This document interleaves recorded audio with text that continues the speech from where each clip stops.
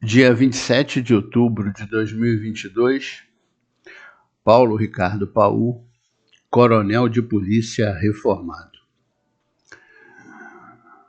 Eu resolvi gravar esse vídeo, mesmo ainda em fase de recuperação da cirurgia, e apesar das dificuldades que eu estou tendo para articular as palavras, porque eu não posso abrir muito a boca. A cirurgia foi no interior da boca. Eu estou com muitos pontos. Graças a Deus está correndo tudo bem, mas existe uma série de limitações. Eu estou com o rosto um pouco inchado.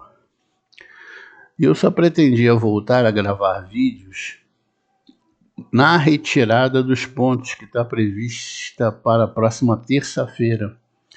Mas surgiram alguns fatos novos que eu tomei conhecimento, porque nesse período eu continuei assistindo vídeos, eu continuei ouvindo áudios, eu continuei conversando, né? Então vamos lá, vamos tentar fazer um vídeo aqui. Se o áudio ficar baixo, por favor, peço que compreendam. Vamos fazer uma retrospectiva de fatos. O governo federal criou uma lei onde se estabeleceu as normas do sistema de proteção social dos militares federais e determinou que os estados e o Distrito Federal fizessem a mesma coisa. A lei federal é de 2019. O Rio de Janeiro optou por fazer a sua lei ao apagar das luzes, no encerramento do tempo, praticamente. Fez em dezembro de 2021, que é a Lei 9.537/21, que eu apelidei, vamos dizer assim, de tempestade perfeita, né? Tamanhas as imperfeições que existem na lei e os danos que ela pode provocar. Então, até aí nós temos fatos. Um outro fato é que, ao longo desse período, o Rio de Janeiro está tentando permanecer no regime de recuperação fiscal junto ao governo federal. E para que ele se mantenha, ele tem que respeitar as normas estabelecidas em uma lei complementar federal que é de 2017. Até aí, fato. Mas a lei é feita violando várias vedações dessa lei que estabelece as normas do regime de recuperação fiscal. Nós não podemos acreditar que o Poder Executivo e o Poder Legislativo, ao elaborarem essa lei, ao aprovarem essa lei 9537/21, desconheciam que ela estava violando as normas da lei que regula o regime de recuperação fiscal. Daí eu vou deixar aqui, não um fato, uma ilação, uma possibilidade, uma linha de raciocínio entre tantas outras que podem ser adotadas nesse momento.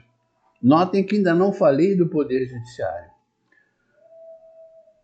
Se o Poder Executivo e o Poder Legislativo elaboraram uma lei sabendo que ela ia ser reprovada, porque a tendência é essa, que ela seja reprovada no regime de recuperação fiscal, por que fizeram?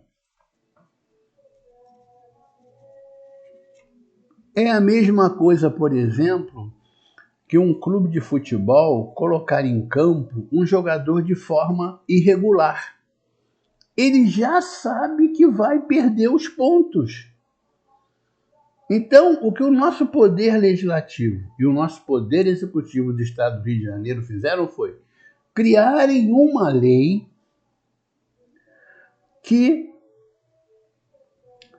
sabidamente, no futuro, em algum momento, iria ser detectado que ela estava violando o regime de recuperação fiscal e isso iria ser cobrado.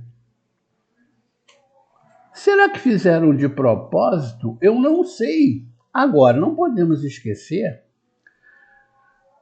que a lei passou a vigorar no ano eleitoral, de eleição para presidente da República, de eleição para governadores, para senadores, para deputados federais e para deputados estaduais. Inclusive, o segundo turno da eleição ocorre no próximo domingo, dia 30. A ilação é essa. Será que fizeram errado de propósito para criar uma vantagem, para conseguirem votos em um ano eleitoral, mesmo sabendo que mais um pouco à frente tudo isso desabaria? Isso é uma ilação. Eu não tenho nenhum fato que comprove isso, né? Mas eu tenho uma realidade que torna isso possível. É possível que a lei tenha sido criada com esse intuito eleitoral. Agora, a novidade que me fez fazer esse vídeo, mesmo que de forma precária.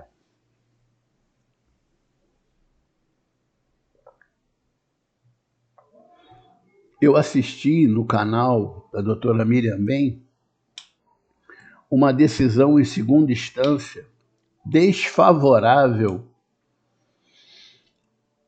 à decisão de primeira instância, que era favorável à recuperação da paridade. E ela até foi clara e disse que agora o juiz que antes estava concedendo em primeira instância está até não concedendo mais em função dessa sentença de segunda instância, que foi reformada em segunda instância.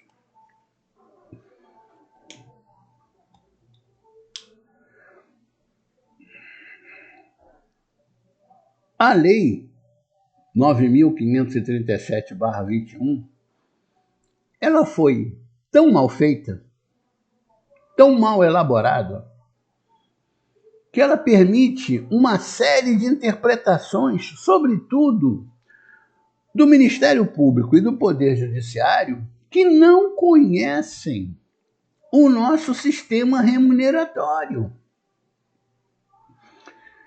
Nesse caso, por exemplo, uma coisa que está claríssima, que a GRAM é remuneratória, o Poder Judiciário considerou que ela é indenizatória. Como ela é indenizatória se na lei não fala nada disso? A GRAM veio para substituir o auxílio moradia, que os ativos iriam perder. Aliás, perderam. Se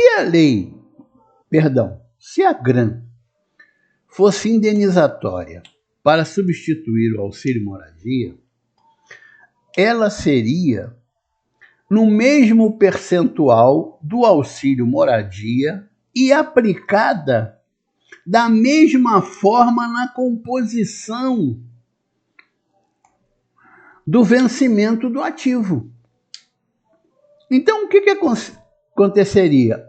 O ativo não teria nenhum reajuste, a não ser os 13,5% que nós tivemos. Exatamente igual. O ativo perderia o auxílio moradia, receberia essa indenização pela perda do auxílio moradia. Eu estou falando em termos lógicos, tá? Não se esqueçam, aqui eu não posso dar opiniões técnicas. Opiniões técnicas lá no canal da doutora Miriam Ben. E no canal Visão da Tropa também. São os que eu conheço. Eu sei que existem outros, mas teria que ser assim. Empataria a situação. O ativo não perderia nada e não ganharia nada. Ficaria igual. O que fizeram? Eles pegaram uma parcela, o auxílio moradia, que era aplicado sobre o soldo. Eu já expliquei isso aqui em vídeo e botei inclusive no blog. Sobre o soldo, como deveria ser feito se fosse uma indenização, eles trouxeram aqui para baixo e aplicaram sobre tudo. Inclusive na própria lei diz sobre o que a GRAM incide.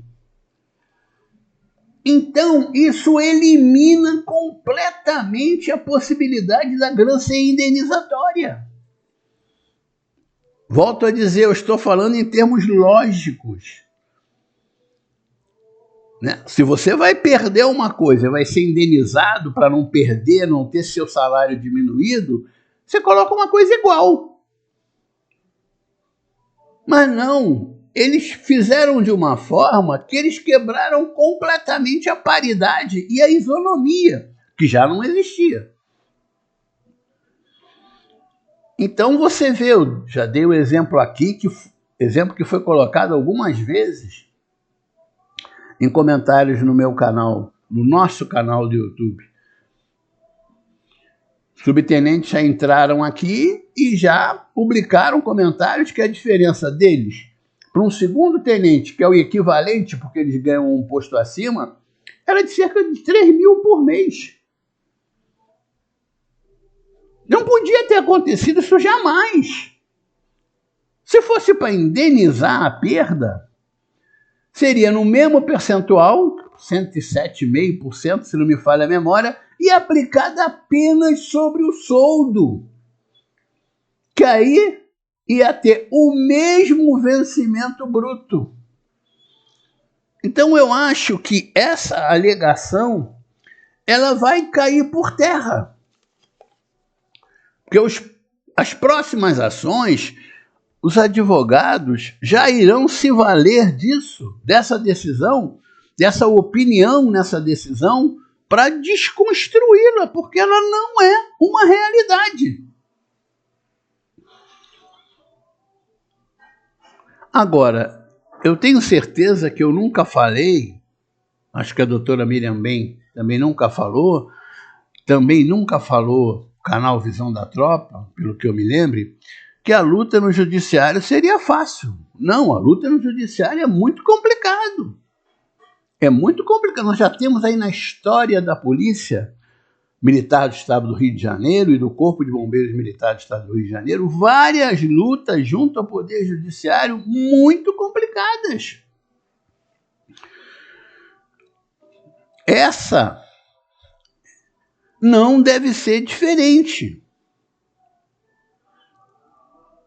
Então, eu recomendo a todo aquele inativo da Polícia Militar, do Corpo de Bombeiros, a toda aquela pensionista, a todo aquele sequelado que tiver condições de manter a luta para que não desistam. Porque eu sei que muitos, aqueles que ganham menos, que estão numa situação financeira pior, quando você vai para o recurso, você tem que pagar custas judiciais e muitos estão deixando de recorrer.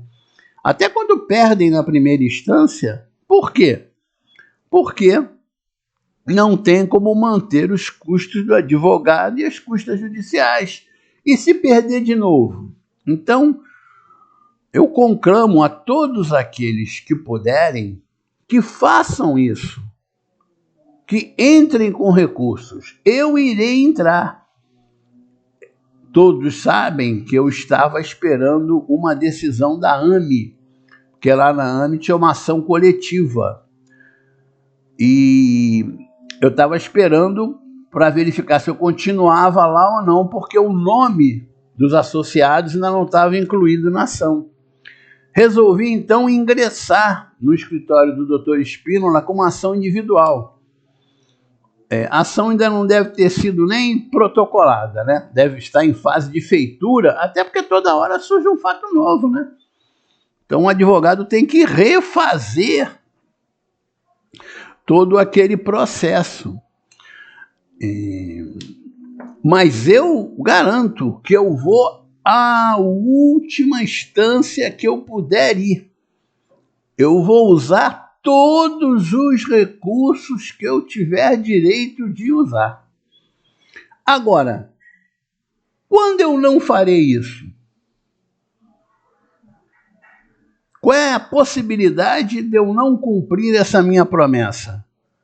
É o Ministério da Economia avisar o governo Cláudio Castro que ele tem que extinguir a GRAN e extinguir a majoração da Gretchen. Aí vai ser outra história.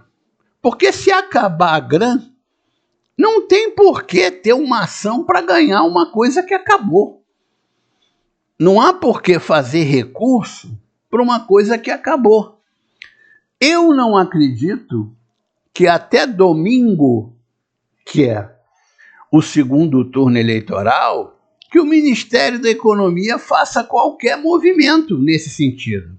Ele pode até fazer o relatório condenando de vez a GRAN, como outros gastos com o pessoal aí de outras categorias, ele pode condenar aquilo tudo ali, mas não vai acontecer efeito nenhum agora. Por quê? Porque tem eleição presidencial. Aliás, a eleição presidencial, que está tão disputada, né, que está tão confusa, que, segundo as pesquisas, que eu não acredito muito, pode dar qualquer um. Se der o presidente Bolsonaro, é a continuidade. Se der o presidente Lula, a gente não tem a menor ideia. Pode ficar até pior para nós do que está. Nós não sabemos, mas pode também ficar melhor. Se continuar o ministro Paulo Guedes, deve haver uma continuidade do que está acontecendo. Então, esse aspecto é de suma relevância. Eu até falei aqui para que quem ainda não entrou com ação, esperar essa colocação do Ministério da Economia com relação ao governo estadual, com relação a 9537/21. Não entra, espera, para você não gastar dinheiro à toa. A única possibilidade de a gente continuar brigando na justiça se a GRAN acabar é se os ativos não tiverem que devolver. Aí nós temos que continuar brigando na justiça para receber esse período que os ativos receberam, que, como eu já tratei em outro vídeo, é um valor considerável. Considerável. É isso. E além disso que eu comentei, nós temos a situação do TAC, que também parece adormecida no período eleitoral.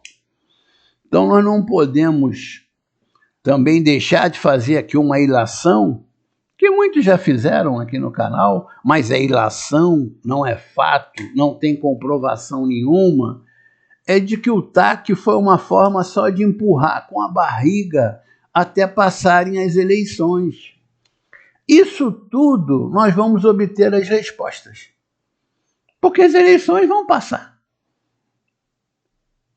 Segunda-feira, agora nós estamos vivendo um outro período pós-eleição.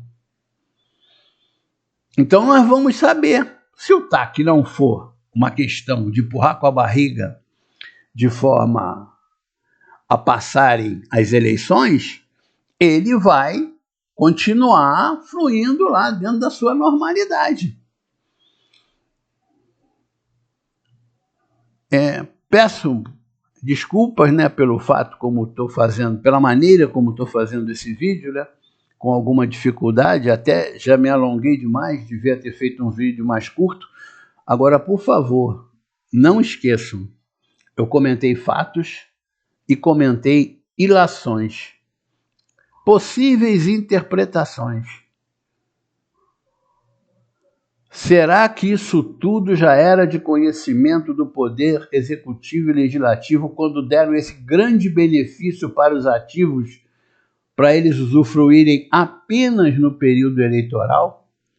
Foi uma forma de conquistar o voto deles e agora a gratificação será extinta? Nós iremos saber também. O tempo é senhor da razão. Da mesma forma com relação ao TAC. Da mesma forma com relação à provável reprovação do Ministério da Economia de itens da Lei 9537, ligados à GRAN, ligados à GRET e à ultrapassagem do teto remuneratório. O que o Ministério da Economia vai cobrar? O que ele vai querer que o governo do Estado do Rio faça? O que o governo do Estado do Rio fará? O tempo é senhor da razão. Passadas as eleições, tudo isso vai sendo revelado no seu devido tempo, para que nós possamos aí sim formarmos as nossas conclusões. Se você gostou desse vídeo, deixe seu like, compartilhe, comente, inscreva-se no canal. É só clicar no meu rosto que aparece no canto superior. Divulgue. Juntos somos fortes desde 2007.